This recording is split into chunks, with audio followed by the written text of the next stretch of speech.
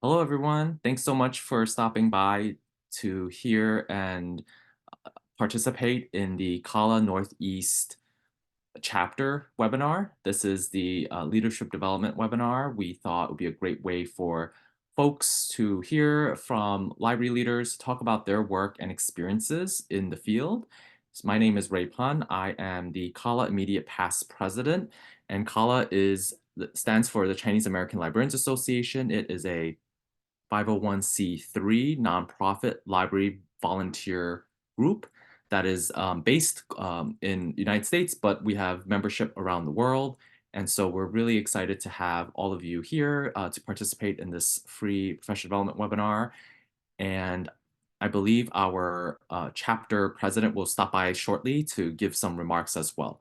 But in the meantime, I thought we would proceed to our webinar and really give folks an opportunity to hear from our esteemed panelists. I'd like to thank Martin, Crystal, and Maria for making time today to chat with us. So I think what we're going to do now is do some brief introductions. So I will happily to introduce our speakers for today. So we have Dr. Maria McCauley, who's the director of Cambridge Public Library in Massachusetts. And we have Dr. Martin Garnar, who is the dean of director of Amherst College Library, and also in Massachusetts. And we have Crystal Chen, who is the digital educator support manager and archivist in Facing History and Ourselves. And so with that, I will ask a few questions as the moderator, and let's see if I can do this where I can spotlight folks who are speaking. Hopefully this will work.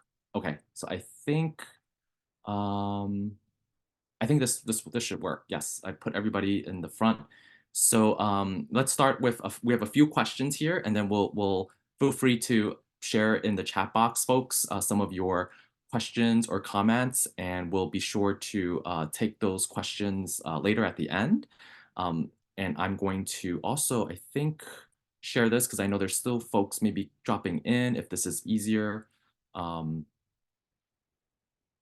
which is the slideshow, just so folks can see some of the questions coming in.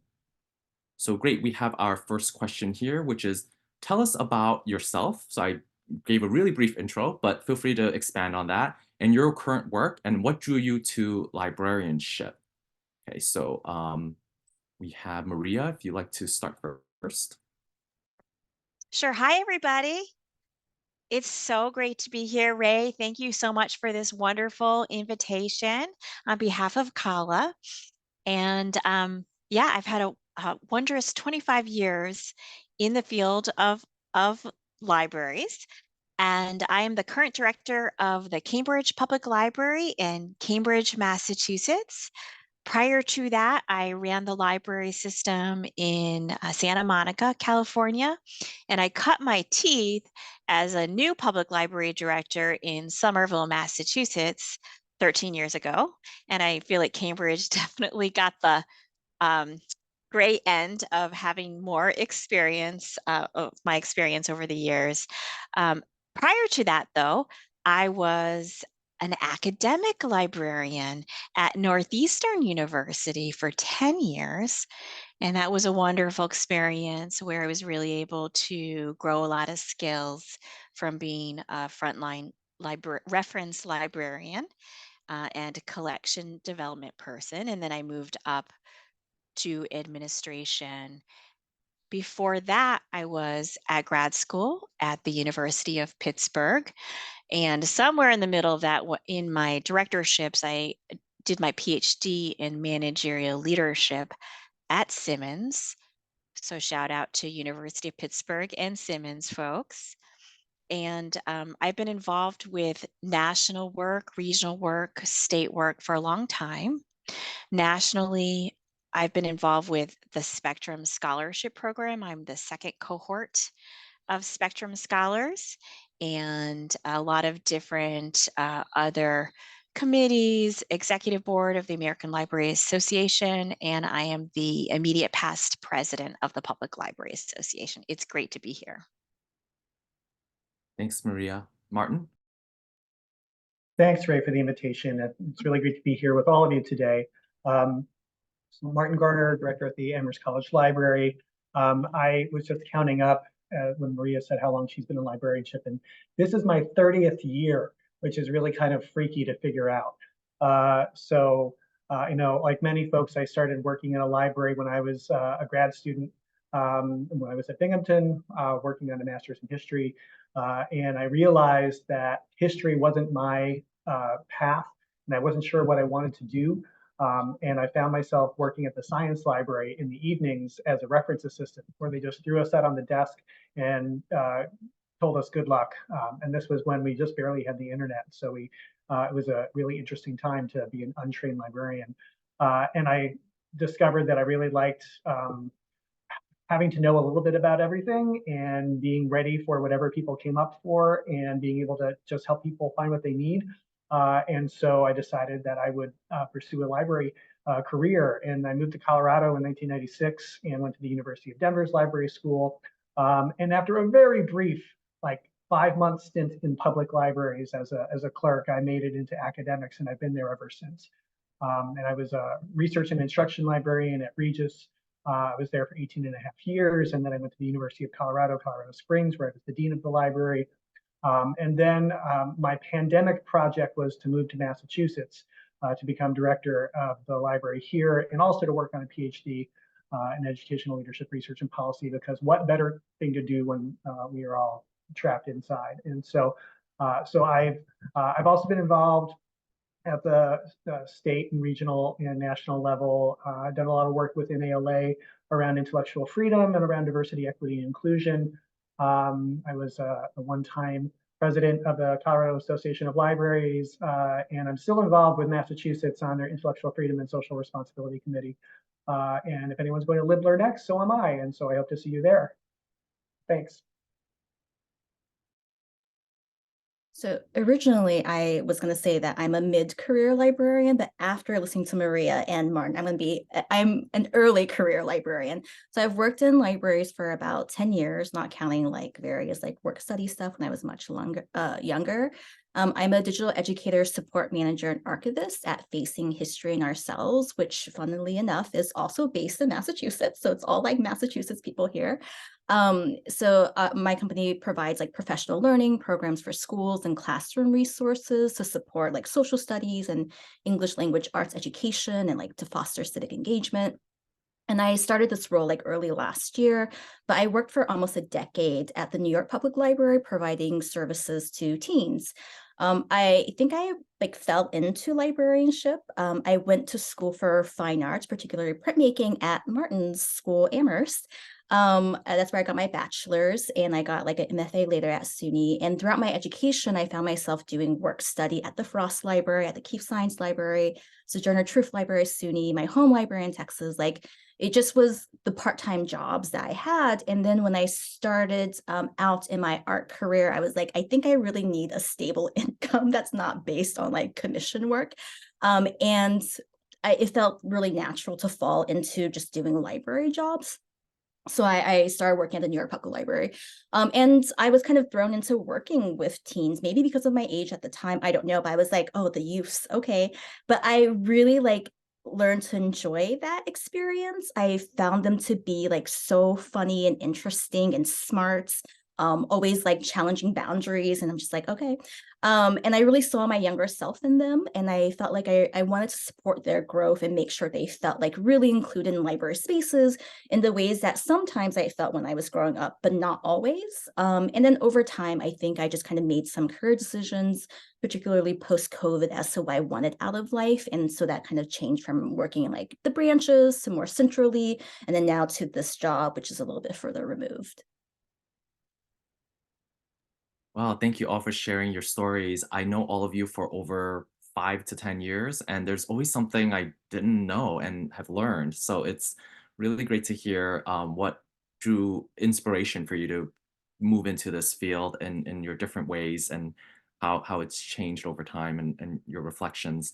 So we're going to move on to the next question, which is talking about exciting projects. So it's the 2024, we have a bunch of new things going on, or maybe some stuff you're working on from previous years. What is one exciting project you're working on in your workplace or associations? And we'll start off with Martin. Thanks, Ray. There's a lot going on. I feel like a lot of our projects are still recovering from the pandemic. We had a quarter of our staff went away between retirements and other life changes, and we're still rebuilding. In fact, we have interviews next week for some open positions. So it's felt like it's been hard to find the time for projects. But one project that has come to me that's involving the library, but is also much larger than the library, is the college's Reckoning with Our Racial History project. And it's something that grew out of a lot of different things. The college turned 200 years old 3 years ago, and so there was a lot of thinking about our history during the bicentennial. Also, in response to the murder of George Floyd, there were a lot of concerns that were raised about persistent structural racist issues in society and at the college. And one of the calls from our Black alumni were to look into and perform a racial history for the college. And so that work is underway. We've had history fellows who have been working on the connections between the slave economy and the college, and also looking at where do we want to go with this. And I have somehow found myself as co-chair of this steering committee. Because the archives, which are situated within the library, hold a lot of this history. And some of my other work, especially through ALA in working through diversity, equity, inclusion issues, has given me a lens that apparently is helpful for looking at this work. And so we are looking to make sure that we understand all the different ways that the college is situated within the historic venue that we live in, looking at the relationships with different communities that we have had and that we want to have, and looking at the areas of repair that we need to do. And so, it's one of those processes that's where we have a list of things we want to do, but there's also, it's not just a checklist of getting stuff done and then saying, okay, we've done this history, we don't need to think about it anymore. It's more about how do we reposition ourselves as a learning institution that is physically located here in Massachusetts, that wants to be in relationship with all the communities that we interact with, both in terms of the people who live here, the people who have always lived here, as well as the people who come to go to school here or to work here, both in the past, in the present, and in the future. And so there's a lot of different threads, but I think it's really exciting to be at a place where there's genuine interest in figuring out how can we be in right relationship. And so that story is still unfolding, but that's something that's exciting for me in a lot of ways. It actually really resonates with me, Martin, because of being the Amherst alum and like really wanting to see the outcome of that, because I remember my experience going to school there and how it was very different. I think at the time we had the mascot that was like Lord Jeffrey Amherst, who has a very terrible reputation. And I've seen over time that mascot changed to, I think it's the Mammoths now or something a little bit better.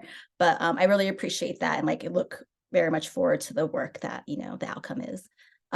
For my current exciting project for my workplace, sometimes it's a little hard to explain because I have a lot of library friends ask me what I do, and whenever I tell them, they always do this like pause and they go, huh? And that's I don't know if people would find my work very interesting, but just on a basic level, it is a lot of creating and improving systems and workflows that like allow us to more effectively like support the educators and facing history community that come to our website and utilize our resources, which means I get to lean a lot on my studio art skills, which involve a lot of problem solving, which I really appreciate. And it's really fun for me in a very nerdy way. It's like spreadsheets, it's like documents, etc. So I enjoy that personally.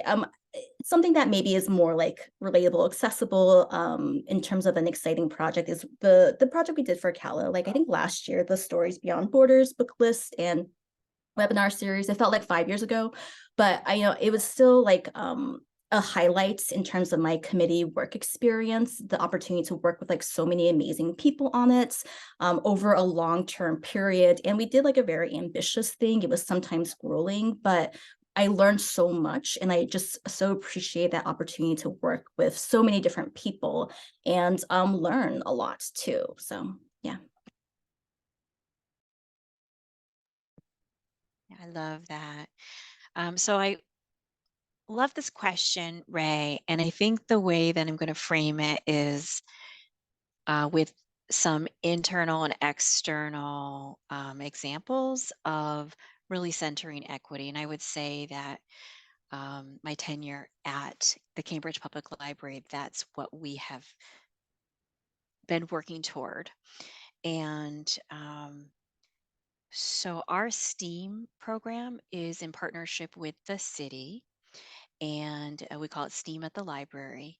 And the whole formation around this program is not actually just to gain like maker space skills. The whole idea is it's an equity based initiative, and there is an education gap in Cambridge, a city where there's a very strong STEM economy, and mostly Black and Brown students who do not test as well. And so we wanted to address that. So we are working with some nonprofits, the schools are, we opened up a state of the art maker space, which really is lovely. And it's open in the mornings only for these school partnerships and nonprofits. And then it's open in the afternoon and evenings and on the weekends for the public. We are seeing teens who are going on to pursue careers in STEM, which is so exciting. And they have mentors in the field. So I'm really proud of that work. I think it's important work. We're also doing a lot of work around digital equity. And the key, of course, to the STEAM and digital equity work and all of our work is having expert staff. So making sure that we have staff capacity to do this work is essential. And then in terms of internal work, which I'm interested, Crystal, in your work, because I think there might be some ties here, but perhaps not. I don't know for sure, but we definitely should have a conversation post this discussion today. Is we've been doing a lot of internal culture work and structural work to help, especially managers, to be more inclusive. And so, what is this? One example of this is meeting guidelines, and that might seem like a really simple thing, but we want to make sure that all of our managers and staff know that there are certain touch points that we think are important in having inclusive meetings, allowing people to give voice, making sure we're recognizing people, making sure we're getting feedback, um, making sure that managers, in addition to having regular team meetings, are doing individual check-ins with staff, making sure that administration is holding high-level meetings with all staff, and we're trying to do that at least 2 times a year, even though we're open, most of the year. So that work is hard work, and but I think that's necessary to have both the external and the internal work that is rooted in equity. Thanks. Thank you all for sharing that. What I hear resonates is collaboration and seeking input to grow. It seems like in different levels that all of you have shared opportunities to work together for a really purposeful project or goal. And I think it's definitely hard work, as Maria said, and it takes a lot of commitment, and it's not just a couple of steps, right? It's like a long process to doing this, as Martin and Krista also shared from their experiences. And I think I'm going to do this in view mode now because I had a lot of people coming in and out. It was kind of hard to see for the participants, letting them in. But thank you all again. So we're going to move on to our next question, which is looking at the value of being part of library groups or associations that you're part of. So certainly there's Many of the common ones we can certainly think of in our minds, but if there's something else, another group, feel free to share. But I think we want to get into being part of this community. What's the value? And maybe we'll have Crystal if you want to start first. Yeah, I feel like for me, like the value of library groups have been in a lot of ways like the social aspects and the professional development aspects. The social aspects, because like I feel very lucky that for about 10 years I worked in a library branch in a very large system, and there were a lot of teen librarians who were able to kind of connect outside of their branches to discuss like the different challenges that we faced within our branches. We were often like, you know, really advocating for teens, but sometimes like the managers would not agree, you know, and there was a lot of pushback back and forth, right? But I had that group of people. During COVID, I was able to find like another kind of group coalition of people to discuss and bond with, due to the rise of anti-Asian hate, right? But I also recognize I know so many people who are working in smaller library systems in more rural areas where that's not as accessible. You can't find those people as easily. And so I think there's real value in these like regional and like national, international groups where people who have similar interests, similar concerns can find each other to discuss them, work them out, and also just feel like validated and supported. And I also feel like some of like my really good friends I've made through committee work, like I still keep in touch with folks that I did like a committee with like 5 to 6 years ago. And I also think that gaining a lot of work and professional development experience through these library groups or projects that you may do when maybe your institution doesn't provide professional development is really helpful. And I frequently like reference that work and experience in like job interviews. And I think it's also helped me progress in my career. Thanks for that. Maria, would you like to go next? Yeah, I hear ya. I think those are all really wonderful points. And I agree with you on all of them. And maybe I'll tell a little story, a personal story about how meaningful some of these groups have been to me. And especially I think all the people on the call will understand this, like New England is not that diverse and library workers are not that diverse. And so I've always been in working in, you know, white majority dominant culture organizations. And so having Spectrum, having the NALCOs, CALA as an example of friends, of support, where at conference I could always go and see, has been hugely important to me. I think, you know, the growth opportunities is another important point. But the story that I want to say is that early on, this is a long time ago now, I was going through a separation and divorce, and it was my conference friends, and these are people from, you know, persons of color from these various groups that helped me to be able to breathe and see, you know, beyond just putting on a good face and going home and collapsing at the end of the day in desperation. And, you know, I think about that and I still see these friends. Actually, we were just chatting for Live Learn X. We're going to all get together, um, of how important, just even beyond work, these relationships are. And also, you're able to pick up the phone and call people in a situation where you might very well not be able to talk to somebody within your own organization.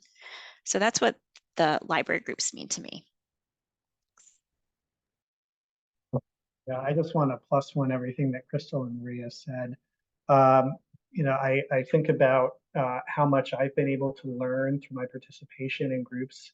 Uh, you know, I've done a lot of work in intellectual freedom. I'm the editor of the current Intellectual Freedom Manual from ALA, and I have no idea how I got to that point, except for the fact that I was invited by a mentor to join the State Intellectual Freedom Committee when I was still a student at the University of Denver. And you know, found myself getting really involved with presentations. That's when the Patriot Act had just been passed, and we were doing a lot of education around that. And so I had to learn about that to be able to do those presentations. And that also got me involved with ALA and doing a lot of work around there. And I just had a great opportunity to learn because of the support that's provided and the resources that are there and the needs of what our community needed. Uh, and I think that, and I actually stepped back from being a little bit more active in ALA 2 years ago. Now I'm still involved, but I've stepped back from leadership roles for the most part because I felt it was so good for me to have that opportunity that I wanted to make space for other people. And I actually gave a speech at council about it that was kind of encouraging some of my people who had been as involved as I had to step back a little bit to make space, because I think one of the best things about being part of library groups is that you get to learn from everybody at all different points of their career, to get the fresh perspective of people who are just thinking about entering the profession to people who have been there for a long time. And there are folks who have been there for even longer than Maria and I, if you can believe it. There are folks who have been doing this work more than us. I also want to just echo the relationship part. I moved across the country a couple of years ago. During a pandemic wasn't the best time to do it. The social transitions have been hard. And even moving within Colorado, from Denver to Colorado Springs, was a big change. They're only an hour apart, but they're worlds away, if you know anything about the politics of those two cities. It's the library friends that have been the consistent ones, the people that I get to see a couple times a year, the people I get to work with on stuff on a regular basis. Like Maria, I don't know. I think everyone who lives on this planet ends up having some trauma that they get to work through. And it was library people that I turned to in my latest, big upset. And those are the friends who I can count on. And it's also, it's not just about the personal stuff, but it is also about the professional stuff. And so when I've got a challenging thing, I can pick up the phone these days, make a Zoom call, and say, hey, let's talk about this because you understand where I am. It's really important to take advantage of all the opportunities that come from being parts of these groups. Thanks everyone for sharing your thoughts on the value. It certainly is true. The libraries build these relationships and connections, and we're all here because of the work we do. We're so passionate about it, and the service and the commitment, and also the friendships that we've developed over the years. And I also want to give a shout out to Maria because of our collaborations in ALA and other groups. I was working on my dissertation a few years ago, and she had finished hers, and we were talking about it. And then eventually I asked her if she was interested in being on my committee, and she agreed, and that was so helpful. So I know I've said this a lot to you, Maria. It's my thanks, but I just wanted to let everyone else know too. So because that really helped me with the work I was doing. And I think it's so important to be part of groups that help you grow with a group of advocates, allies, people who might not see eye to eye on some things, and that is also pretty healthy to have different perspectives, right, to grow from that as well. So we're going to move on to our next question here. This one's a little bit of a reality experience that many people have shared with us over the years, which is that there is a lot of burnout in the workplace, and we're just wondering very broadly here, what are your thoughts about this, in this aspect of the workplace? And I know there's some references to the pandemic having caused this, but also just the underlying experiences. So Maria, would you like to start off? Sure. Yeah, burnout is real. And there are two words I call it the big B and the big P that I think are essential. Is one is boundaries, boundaries, your own self boundaries, but also respecting the boundaries of others. And the big P is prioritization of work. And of course, part of this is communicating with your work group and your supervisor, people around you about what really should be prioritized, what might come off, what might get redelegated, what might just get tabled for later. But I think that those are two really useful big concepts. One personal tip that I would just share is something that is helpful to me in terms of personal organization, and I live by my calendar, is to make sure that I try to reflect how long a task or project will actually take and to put that on my calendar. It used to be that I would just do these reminders to myself, and a reminder could take 2 hours. And I didn't have that necessarily reflected. So I'm trying to be much better about that. Plus, in my role, I get scheduled into a lot of things. My schedule really isn't my own time, it's where people place me. So I have to make sure that I carve out time to get work projects done as well. Thanks. Yeah, we are definitely on the same wavelength there, Maria, with the calendars. I block out time for projects, and I also get scheduled by other people. And the folks who help me with my schedule also, I color code stuff so that I've got things where I set off time and saying, if it's green, you can move it. If it's red, it cannot be moved. And so that includes my reference desk time, because I do sit on the desk once a week. But it also includes, like, if I've got a deadline, you cannot move this. And then people do look at my calendar. I keep it open so that anyone on the campus can actually see the details. And they're like, gosh, you're really busy. I'm like, yes, we all are really busy. And so I think part of the burnout discussion is just naming it. And not pretending that, oh, well, we're all going to get better, or oh, you just came back from vacation. And you should be fine.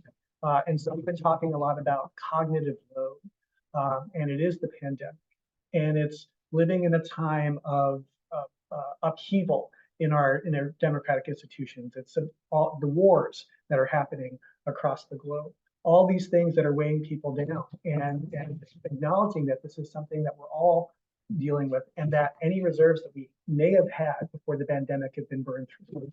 And so just creating that space to acknowledge that and to talk about it has been really important, so people know that they're not carrying it alone, that this is something that we share. And then to you know, follow up on what Maria was talking about, prioritization. We've also been talking about sustainability, and saying that it's I think it's a cousin to prioritization. With sustainability, the little twist that we've been talking about is that we can just, sustainability lets us say that's not just a low priority, that's not a priority. And so we just have to let go of that and say goodbye to that. And sometimes there are hard things, because there are some things that people have been doing for a long time that they really like to do. That's just not what we need them to do. And so we want to, there are hard conversations around this. But if we are trying to approach it from a I care about you as a person mode, saying that I want you to be able to have a workload that is manageable and that is also still engaging and something that you want to do, let's find the things that are sustainable so that we can do the things that the library need, that take advantage of the gifts that you have to bring, but also give you some meaning in the work that you're doing. So definitely think about sustainability, and let's just not pretend that it doesn't exist. Yeah, I definitely would agree with that. I think about finding ways to recognize the stresses that are causing burnouts. I'm a big proponent of like journaling and like documentation and like writing things down, because sometimes when you're in it, you don't really see it as like what it is, and being able to reflect back is really helpful. However, I also think that like my friend Nicolette Davis, she always says this, and she's quoting somebody, but I couldn't remember who she's quoting, that we can't like self-care our way out of burnouts, right? Sometimes it is just a situation where it is so bad that you kind of just have to leave. Like in my experience, burnout was not like a one and done situation. It was a constant rotating cycle where cycles would sometimes dip lower. Sometimes it would be like, oh, it's fine. But it was always in the background, like ready to grab you, right? And I think sometimes you kind of have to recognize that if those stresses are not going to change because it is baked into the institution you're at, then you have to make a decision to perhaps leave. Like you're making a choice between your mental and physical well-being. And that for me, that was the case, right? I don't think that's always the case for everyone in their institutions. And it wasn't until like I left my previous job and I've come into this other job where the work culture is just so different that I can like look back and be like, I was actually in a really bad situation. I took a really terrible hit with my mental health because it would be the cycle of like good manager, bad manager, this or that, right?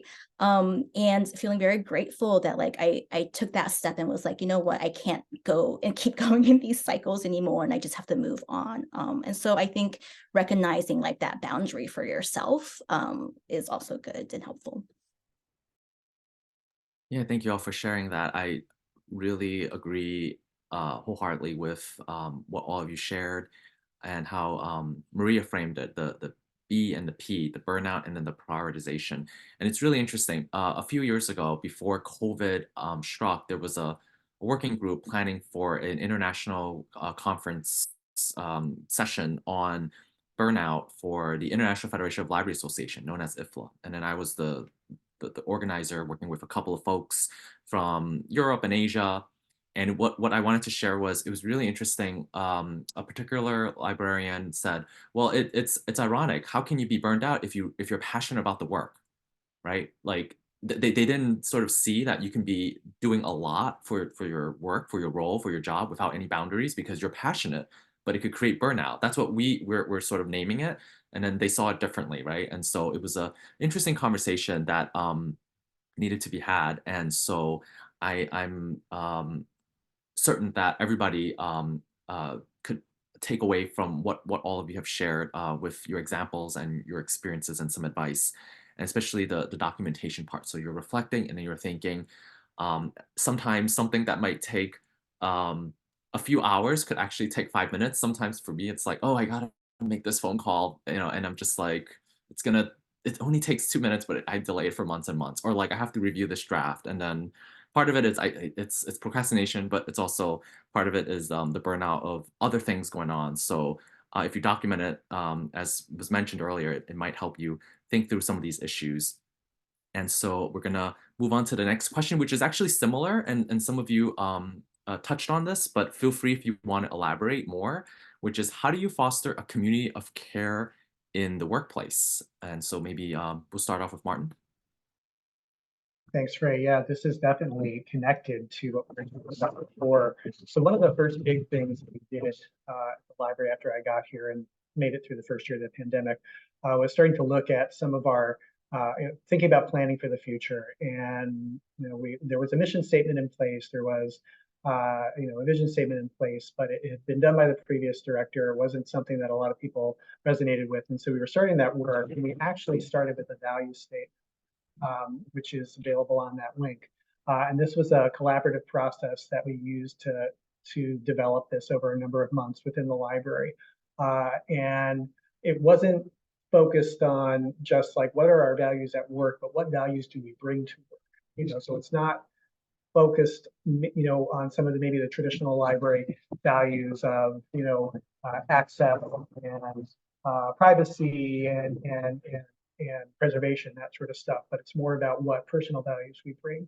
And the one that brings up, at near the end is workplace well-being. And we were really thoughtful about that language because we didn't want to talk about work-life balance. We wanted to say that we want to promote well-being through the workplace. And we felt it was important for our community to know what we care about. And we also went beyond just making this statement something that we have on our website. But we're actually using it to create frameworks that help guide how we look at our policies, how we look at our practices, so that whenever there's a new policy that's being proposed, there's actually a values framework that's based on each of these sections that poses about 20 questions that folks have to go through and say, well, how does this advance workplace well-being? How does this support transparency and communication? How does this support connect with communities that have been marginalized in the past? What impact will these things have? So we're trying to keep these values in the forefront of our minds. And I think that is one way that we foster that community of care collectively. But the other thing that I do is that I try to make it really clear how much I care about the people I work with on a daily basis. Because I'm the director, I have a little bit of a platform and I send out a daily email. It's called the Daily Martin, because there is a daily mammoth that is generated automatically. That's the college newsletter. And so the Daily Martin comes out, I tag it with different things so that my metadata folks know what they have to read and not read. And a lot of that time, initially when I started doing this, I've done it for my first day, was to share some information about myself so people could get to know me since we were working remotely.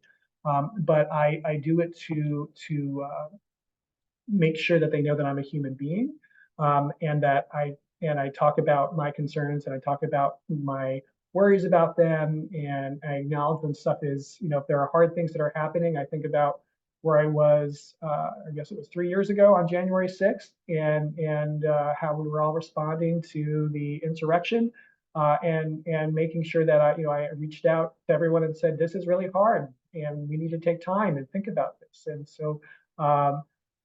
So when stuff comes up that's outside of the workplace but is adding to that cognitive load that I mentioned before, I want to make sure that I acknowledge it and that people have the space to talk about it.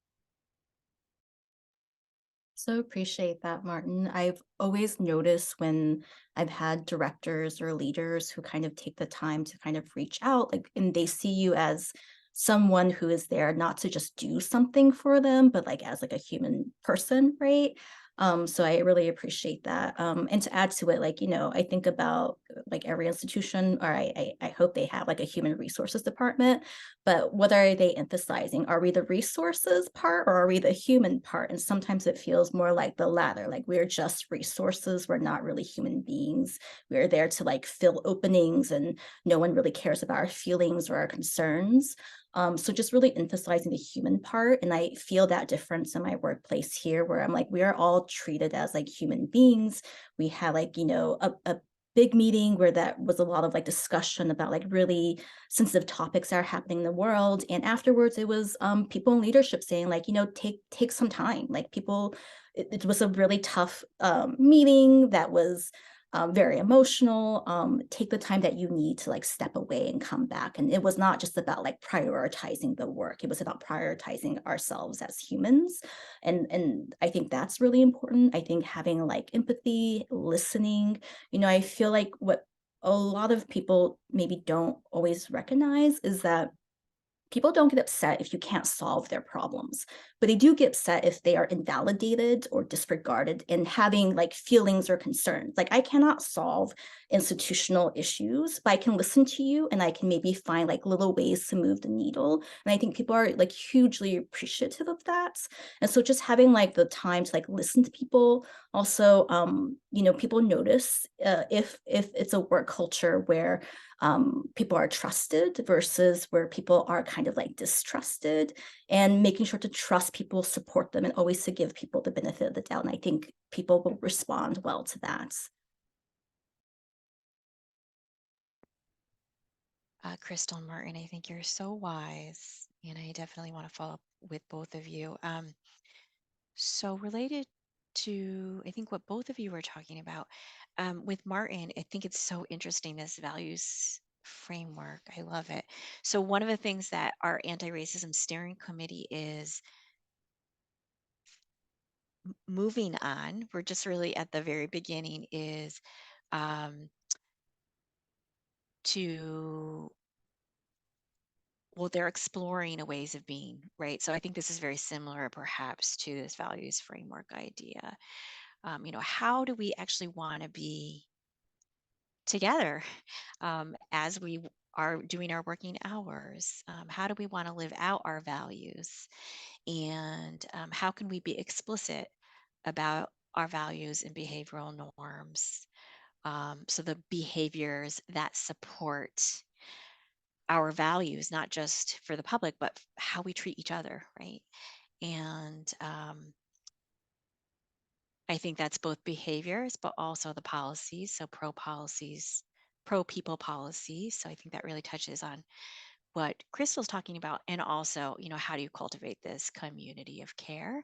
And I would say so we're just at that initial point. So Martin, I think you're going to be a valuable resource person for me in this, but I also, one area that we've done a lot of work in that I want to just mention is around our anti-racism leadership expectations. And this is not just the library, this is actually the whole city of Cambridge, where we actually have explicit leadership expectations, anti-racism, equity, and inclusion. And it includes things like knowing about structural history, structural racism in the United States and that history, taking the time to learn about people. And this goes to widening the aperture for our humanity, right? Like that we are not just cogs in a wheel, that we're actually living, breathing people who are coming together to do really important work. Part of this work is acknowledging differences. I think all of us on the call sometimes are lumped together, right? As, for example, Asian Americans. Well, there are lots of different identities within Asia America, or Black and African American, Afro Latino. There are lots of different cultures within just what people might on the outside look like. There's a lot of intersectionality as well. So being curious about people and asking people. I think it used to be, and I certainly have experienced early on in my career, that um, it was much more hierarchical and bureaucratic in general, and like lots of different workplaces where you wouldn't ask people, like, and it's not like you're going to demand this out of people, but being curious about other people, like about their humanity, is something that I think people really appreciate. But that wasn't the norm when I entered the workplace 30 years ago. I also just think like little things make such a difference in terms of building trust. So, for example, I love it when people will stop and walk in with me. Like there's so many times where people just brush by because maybe they're nervous, right? I understand that. And sometimes I feel nervous around people, but like to say, hey, this is another person, I could just like be curious and say hello to them and walk in with them. I've even heard colleagues talk about sometimes people not saying hello to them as they pass through the halls. Like that just doesn't seem that friendly. Like, can we work together in small ways and then these systemic ways to support people and create this idea of a community of care?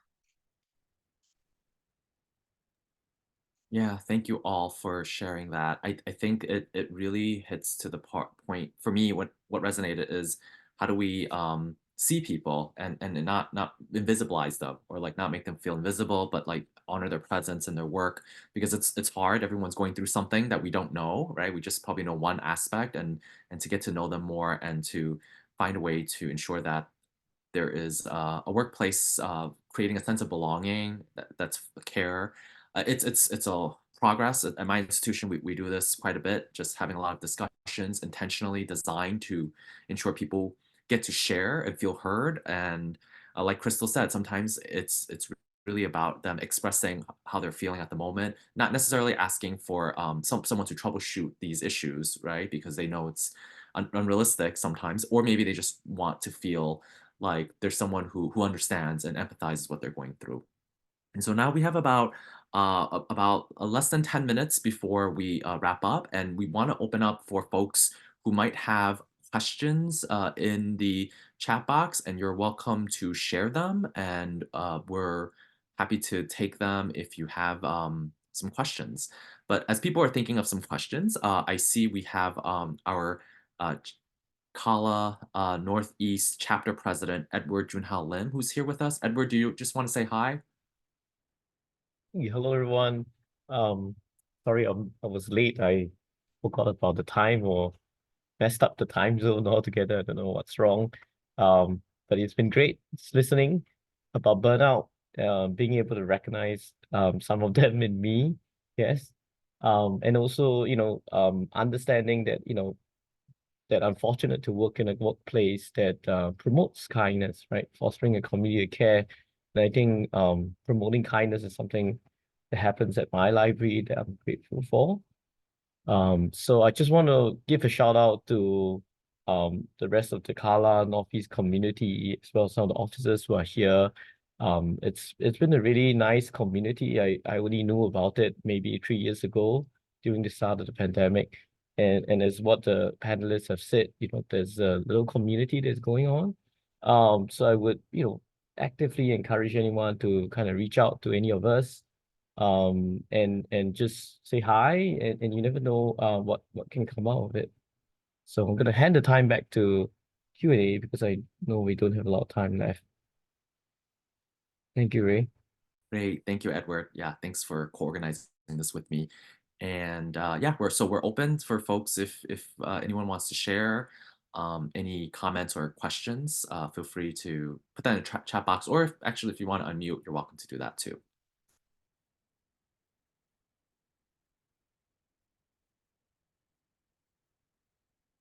But in the meantime, I will say that there's some comments, Maria, Crystal, and Martin, if you may have seen already in the chat box, people resonating with what you all shared. So thank you for folks who are chiming in and sharing their thoughts on what was just shared. Yeah, I want to note that statement about it's hard because people care about the work, and I think that that's been taken advantage of. I'm guessing many of us are familiar with the concept of vocational law, and how that's really been used to I think to the detriment of library workers who do care about the work, who are passionate about it, and then we let ourselves be taken advantage of, in all sorts of venues, and so. I guess what I just tell myself is that I have to still care, I have to care about myself so that I can be around to care about the work. And so, and I think that if we don't advocate for ourselves, then we can perpetuate that idea that it's okay to take advantage of us. It's okay to pay us less. It's okay to just expect that, oh, it's all about service. We have to die on the altar of service. No, that's not okay. And so we have to, be able to practice that. And if we can have those hard conversations about prioritization with ourselves, then we can start to have those conversations with our communities.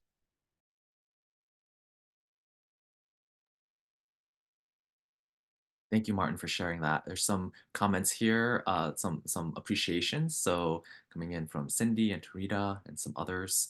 So maybe I'll just ask this sort of final question here.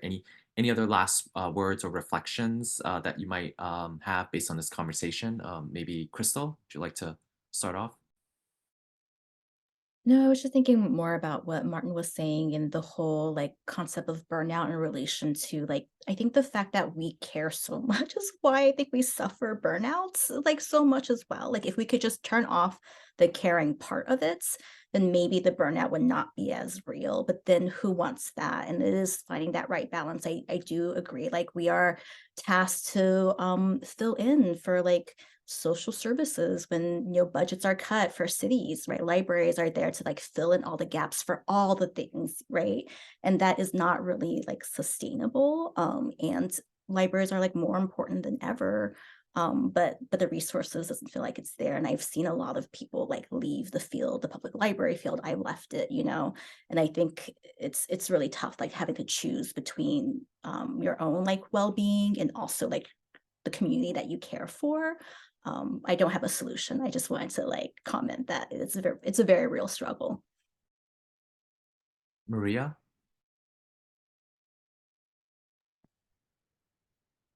I think I have two concluding thoughts. One is that I hear Crystal. I mean, there are within these structures like of organization. I just think that there are a lot of structural issues in libraries that I don't know if we're really confronting. I think if I was to do a dissertation again, which I'm definitely not doing, I might look at this though, is I think that there are beyond like people doing their work and with their work teams and even within the organization, there are structural barriers to equity and inclusion that are rooted, I'm sure, in oppression. But until those are really faced, and I'm an optimist. It is just a little frustrating. And so I think that's like the big ponderment for me is, how do we really get to that? In terms of the second, like just takeaway is I just learned something every day, and just being on the call with the three of you, I have a lot of like ideas and thoughts that I want to think about and pursue. And I think so. This is just like a learning experience. And my guess is that other panelists feel this way as well about taking the time to do this kind of thing is remarkable, and that we do have this amazing community who's willing to spend the time sharing their knowledge and their advice in a caring field. But I still hope that you take your lunch in your breaks today. Thank you, Maria and Martin. Yeah, I'm not always good about blocking off my lunch, so I'm trying to get better about doing that so people know. And I try to model, and I say, goodbye, I'm going to take a break now. And yes, we know that there's a lot of work to be done, but I still need to go out and get my steps in.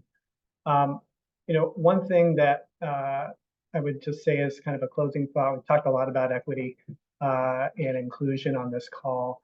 And sometimes there are folks who will say, but that's not library work. I just want to focus on the work. Like, can we just check out the books? And it's not related. And my response to that is, no, it is the work. Everything that we do is about equity, because we are providing equitable access to information. We are that hand up, that leveler that lets people get the things that they need. And so if people ever try to say, oh, why do you care about that DEI stuff? It's because it's central to what we do. And that helps me remember, that helps me rekindle my passion when I'm tired.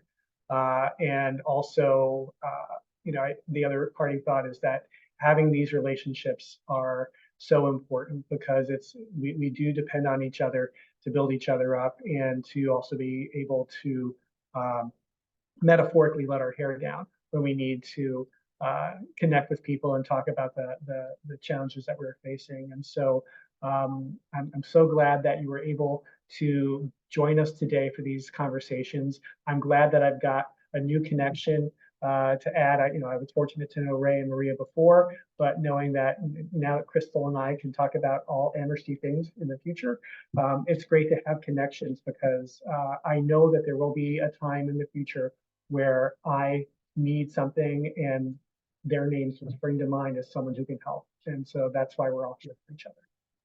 Thank you so much, Martin, and all of you, Crystal and Maria, for just sharing your thoughts on the last question here. And we're going to wrap up here. So we're going to send the recording. And there was one question that is a really good one. So we'll get everyone's input for that. And yeah, thank you all again for attending today's CALA Northeast chapter program. Edward and I are thankful for all of you for participating and being part of this community, because all of us can support one another in so many different ways. Thank you. Happy Friday, and have a great weekend ahead.